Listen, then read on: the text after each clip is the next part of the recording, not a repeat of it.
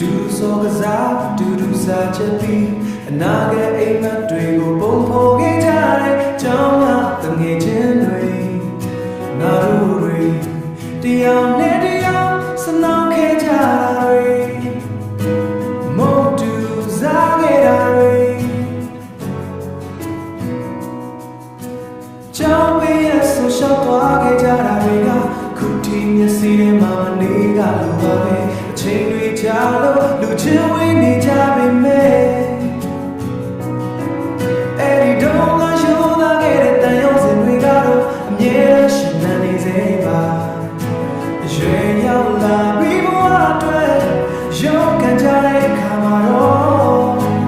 လောဘောကတဲ့ငယ်ချင်းတွေနဲ့ထပ်မဆုံးတွေ့ခဲ့ကြပြန်တယ်အလောက်တမ်းပြီးတဲ့ချိန်တွေအခက်ခဲတွေကြားမှာတရားကိုပြောင်းပြီးမကူညီရင်စာစိမ်မျက်စိရရှိရင်လေရှင်ပွင့်နိုင်ပြီကြတာတွေကမထုံးပေါ်တွေကိုအများကြီးပေါ်ပါစေခဲ့ပါလေ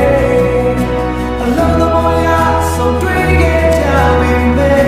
မင်းတို့ရဲ့နားလည်မှုနဲ့ရှင်နေမှုတွေကငါတွေ့တော့မိသားစုဝင်တွေလိုပါပဲ